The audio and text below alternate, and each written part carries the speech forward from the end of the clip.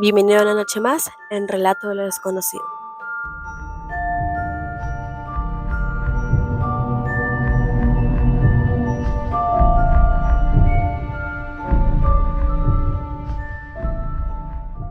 No fue el grito lo que me despertó esa noche, fue el silencio que vino después. Vivo a pocas cuadras del viejo cementerio del pueblo. Nunca me molestó. De chicos jugábamos cerca de la reja oxidada. Nos desafiábamos a tocar las lápidas más antiguas y salir corriendo. Con el tiempo, el lugar se volvió parte del paisaje, algo cotidiano, inofensivo, hasta esa noche. Era luna llena. Lo recuerdo porque la luz entraba directa por mi ventana, dibujando las ramas de los árboles como sombras retorcidas en la pared. Me desperté sin saber por qué. Miré el reloj y eran las 3:12 de la madrugada. Entonces le escuché un grito, no largo, no desesperado, un grito seco, cortado, que terminó de golpe. Me quedé inmóvil en la cama conteniendo la respiración. Esperé escuchar voces, pasos, algún auto. Nada. Solo el viento moviendo las hojas. Intenté convencerme de que había sido un animal, un gato, tal vez. Pero había algo en ese sonido, algo humano. Me levanté. No sé por qué lo hice. Tal vez por esa necesidad absurda de comprobar que todo está bien, incluso cuando sabemos que no lo está. Salí de casa con una linterna y crucé la calle. La reja del cementerio estaba entreabierta. Nunca la dejan así. Empujé apenas. El chirrido del metal fue demasiado fuerte para el silencio que lo rodeaba. La niebla comenzaba a formarse entre las lápidas.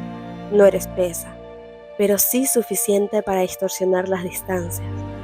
Las cruces parecían inclinarse, como si observaran. Avancé unos pasos y de pronto la vi, de pie entre las tumbas. Un vestido largo, antiguo, sucio en los bordes. El cabello oscuro caía en mechones húmedos sobre su rostro. Su piel era tan pálida que parecía reflejar la luz de la luna. No parpadeaba, no respiraba, solo estaba ahí, con la boca abierta, demasiado abierta, como si el grito aún estuviera saliendo, pero en silencio. Mi cuerpo reaccionó antes que mi mente. Retrocedí. La linterna temblaba en mi mano y entonces noté algo que me heló la sangre. No proyectaba sombra. La luz, la luna estaba detrás de ella, pero el suelo a sus pies permanecía intacto. No es real, me dije a mí mismo. Pero ella dio un paso. No fue un movimiento normal, no flexionó las rodillas, no inclinó el torso, simplemente se deslizó hacia adelante. La niebla comenzó a remolinarse alrededor de sus pies. Quise correr, no pude. Sentí una presión en mi pecho, como si el aire se hubiera vuelto sólido. Y entonces entendí. No me estaba mirando a mí, estaba mirando algo detrás de mí. Giré lentamente, pero no había nadie. Cuando volví la vista al frente, estaba aún más cerca, lo suficiente para ver sus ojos blancos, completamente blancos, pero no vacíos. Hay algo moviéndose detrás, como sombras agitándose bajo la superficie.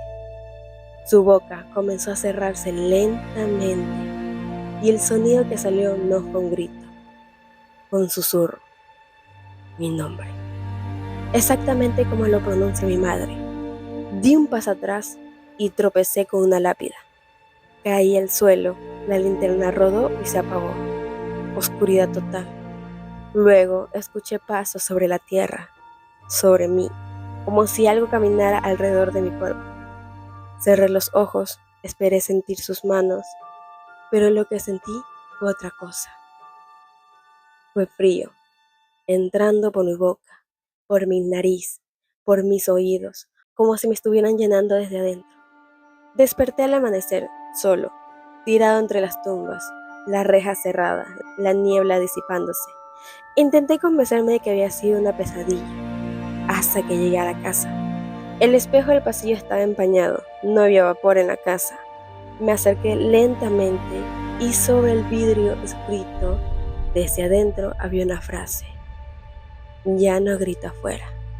Desde entonces, cada noche a las 3:12 de la madrugada, me despierto, pero no por un grito, sino por la sensación de que mi boca está abierta, demasiado abierta, y de que algo está intentando salir.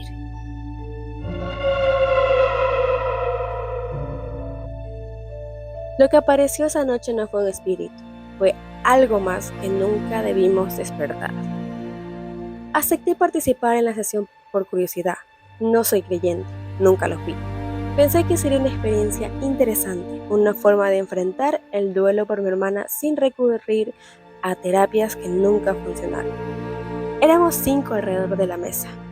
La habitación estaba cerrada, sin ventanas abiertas, apenas iluminada por una lámpara tenue que proyectaba sombras alargadas sobre las paredes. Todos vestíamos oscuro, casi por acuerdo tácito. Las manos apoyadas sobre la superficie redonda, apenas rozándonos los dedos. La medium, una mujer de voz suave y mirada intensa, nos pidió que no rompiéramos el círculo. Pase lo que pase, dijo, no retiren las manos. El aire comenzó a sentirse pesado, no frío exactamente, más bien denso, como si respirar costara un poco más. Cerré los ojos cuando ella comenzó a murmurar palabras que no entendí. No era latín, no era nada reconocible. Al principio nada ocurrió. Luego un leve crujido, no de la casa, de la mesa, como si algo se hubiera apoyado sobre ella desde abajo. Abrí los ojos. Los demás seguían concentrados, pero noté algo extraño. Las sombras en la pared ya no coincidían con nuestras posiciones. Había una más, alta, difusa, detrás de la medium. ¿Lo sienten?, susurró ella. Sí, lo sentíamos. Una vibración leve en la madera, una presión en los oídos, y entonces el olor. No era azufre como en las historias, era humedad. Tierra mojada, como un sótano cerrado durante años. La temperatura descendió de golpe. El vaho comenzó a salir de nuestras bocas. Y fue ahí cuando la vi. Detrás de la medium, una figura comenzó a formarse. No apareció de golpe. Se condensó, como un humo tomando forma humana. Un rostro borroso, ojos hundidos, la boca entreabierta en una expresión que no parecía dolor ni paz, parecía confusión. Quise hablar, pero la medium abrió los ojos antes que yo. Y no miraba a la figura, me miraba a mí, con una expresión que jamás en mi vida olvidaré. Terror. No es a quien llamamos, dijo. La figura se volvió más nítida, más cercana. No flotaba, no caminaba, se estiraba, como si su cuerpo no respetara proporciones. Sus manos comenzaron a descender hacia la mesa. Eran largas, demasiado largas, y cuando tocaron la superficie, la madera crujió con un sonido seco. Intenté apartar mis manos, pero no pude. Sentí algo sujetándome, no físicamente, desde adentro, como si mis músculos ya no respondieran a mis órdenes. La figura giró el rostro lentamente, y entonces entendí algo horrible. No tenía rasgos propios. Su cara cambiaba, se deformaba, adoptando fragmentos de los nuestros. Por un segundo vi el rostro de mi hermana, luego el mío, luego el de cada persona en la mesa, como si estuviera probándose identidades. La medium comenzó a llorar. No lo sostenga, dijo entre sollozos. No le den forma, pero era tarde. Cuanto más lo mirábamos, más definido se volvía, más real. Hasta que sus ojos, ahora claramente formados, se abrieron por completo y nos observó Uno por uno, con reconocimiento, la lámpara explotó, oscuridad total. Escuché gritos, la mesa volcándose, las sillas arrastrándose. Cuando finalmente encendieron las luces del pasillo y entraron en la habitación, yo seguía sentado, solo, las sillas vacías, la mesa en su lugar, mis manos apoyadas sobre la madera. No había señales de los demás, ni de la medium. La policía dijo que probablemente sufrí un episodio disociativo, que los otros habían ido antes y yo no lo recordaba. Pero hay algo que no me pude explicar.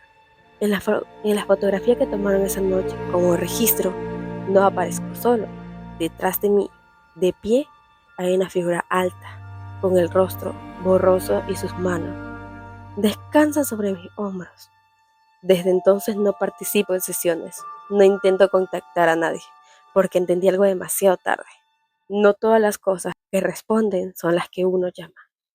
Algunas están esperando a que alguien las mire, para poder quedarse. Sara, la niña extraña. Desde que tenía memoria, Sara podía ver a ciertos seres que nadie más podía ver, a pesar de que estos habitaban en nuestro mundo desde sus mismos orígenes. No eran fantasmas como los de las películas, ni monstruos como los de los cuentos. Eran seres pequeños, luminosos que flotaban en el aire o emergían de la tierra como si fueran una parte natural de ella. Sara los llamaba los elementales, aunque en el idioma secreto que estos seres le hubieran enseñado desde muy pequeña. Cuando se percataron de que ella, a diferencia del resto de los de su especie, es decir, los seres humanos, podían sentirlo con toda claridad. Los silfos, con sus alas de cristal, jugueteaban en el viento. Los gnomos, robustos y de rostros arrugados, surgían de las raíces de los árboles y de las entrañas de la tierra. Las ondinas, con su cabello de agua, bailaban en los arroyos. Las salamandras, juguetonas y saltarinas se gastaban bromas alrededor de cualquier emanación de juego. Y Sara, con sus ojos curiosos y su corazón siempre puro, anhelante, era amiga de todos ellos, pues si bien entre los elementales se sentían querida y comprendida, no pasaba lo mismo en su relación con las demás personas. Sin ir demasiado lejos, su hermana mayor, Laura, la despreciaba. «Eres rara», le decía con frecuencia, arrugando la nariz como si oliera algo desagradable. «Nadie te quiere en el colegio porque siempre estás hablando sola». Sus padres, aunque preocupados, no sabían qué hacer. La habían llevado a psicólogos, neurólogos, incluso a un sacerdote, pero nadie encontraba explicación a sus fantasías. Al final, Sara aprendió a callar todo lo que el invisible mundo de los elementales le ofrecía, a no reírse ni emocionarse con ellos en público.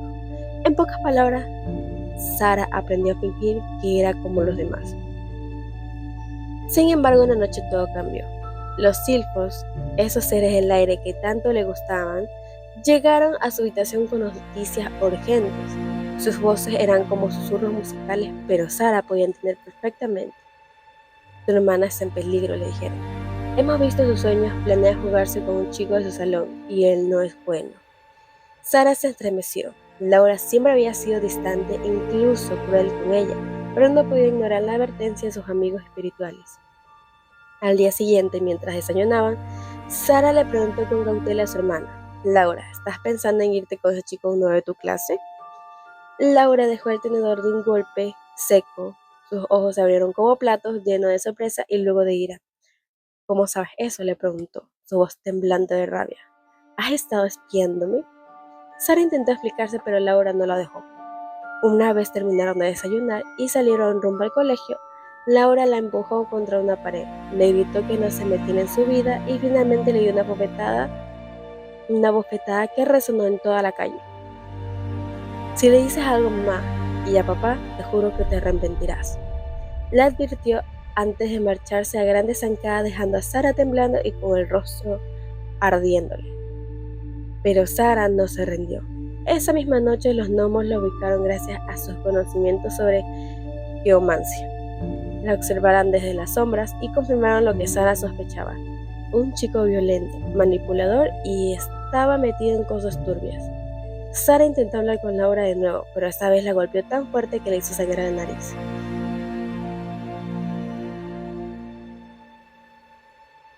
«Déjame en paz, bicho raro». «Bicho raro», le gritó su hermano mayor antes de encerrarse en su habitación.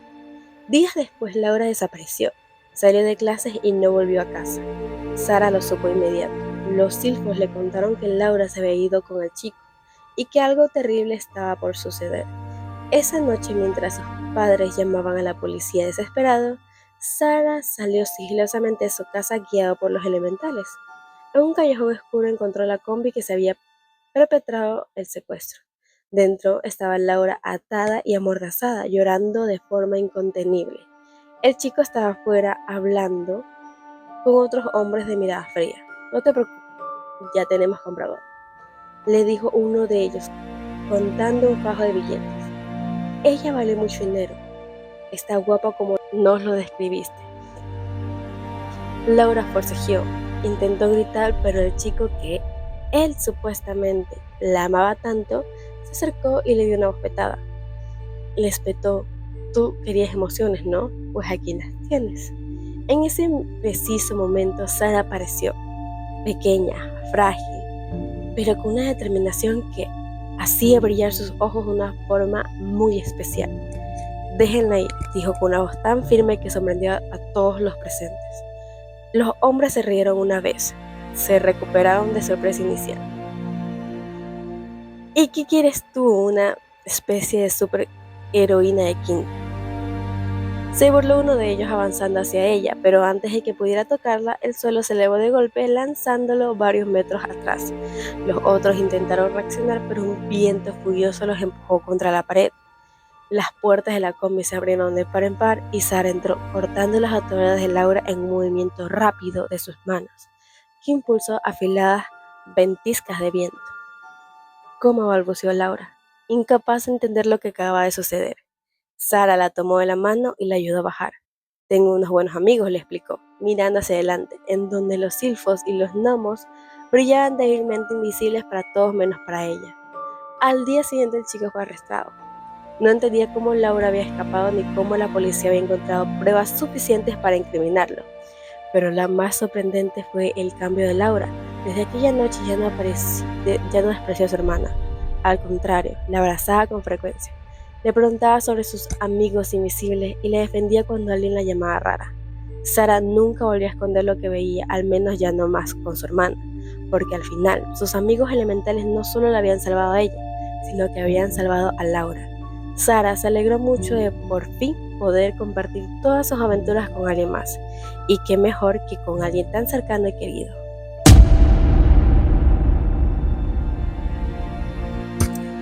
Esto ha sido todo por hoy en Relato de lo Desconocido.